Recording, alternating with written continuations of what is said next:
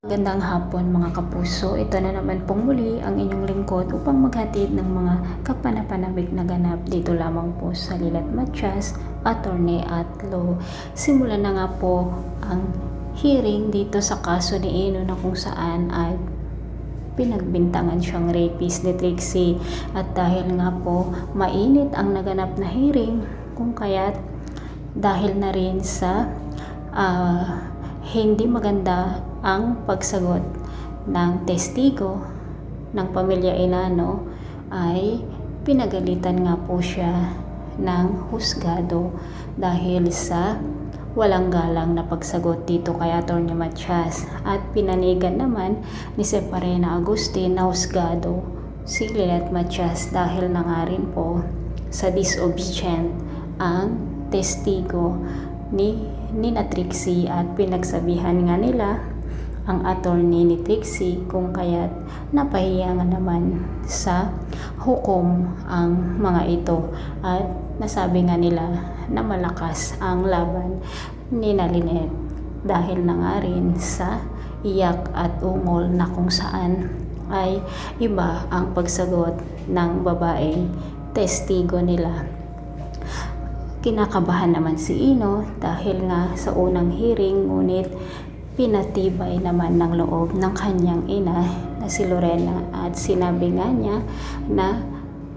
magpakatatag siya at lalaban para sa ganun nga ay hindi siya makukulong. Umiiyak naman si Trixie dahil nga sa pagsasalaysay ng testigo sa pangyayaring ito, ngunit nang si Lilet na nga po ang nagtanong dito sa babaeng testigo, ay talaga namang pong napakagaling ang ating bida, at pinanigan nga po siya ng husgado dahil na rin sa hindi maganda ang pagsagot ng babaeng testigo ng kabilang panig. Samantala, ibinalita naman ng kaibigan ni Bonnie ang nangyaring unang hearing dito sa kaso ni Ino, kung kaya't narinig naman ni Ira ang pag-uusap ng dalawa, at bigla nga siyang sumabad sa kanilang usapan. At sinabi nga ni Ira na bakit kinakampihan lagi ni Bonnie ang isang sinungaling na kagaya ni Lilet. Ngunit ang bumabagabag naman po kay Ira ay ang pamilya ng nabangga niya noon, dahil nga humihingi na naman sila ng pera, at hanggang kailan kaya maitatago ni Ira ang pangyayaring ito sa kanyang nobyo na si Bonnie, at sigurado kapag malaman ni Bonnie ay makikilala na nga niya ang kanyang girlfriend na siya pala ang sinungaling, at puro katotohanan ang mga nagawa ni Lilet noon na pagsasabi nga ng totoo na siya nga ang nakabangga dito sa matandang balot vendor. Samantala, magaganap na nga po ang pangalawang hearing na kung saan ay magte-testify na si Trixie at Ino, at dahil nga naging mainit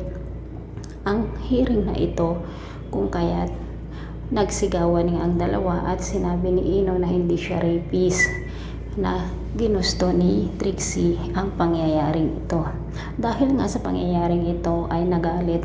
si Separena Agustin, at sinabihan nga ng mga attorney kailangan pagsabihan nila ang kanilang kliyente. So abangan po natin mga kapuso kung gaano kagaling ang ating bida, dahil sa simula pa lang ay mukhang mananalo na nga ang kaso na hawak niya at hindi makukulong si Ino. So maraming salamat po. See you on my next video. Bye bye.